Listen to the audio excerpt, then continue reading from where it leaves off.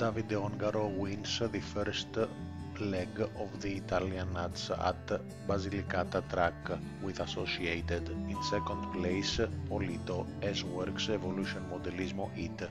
In third place, Barufolo WIRC.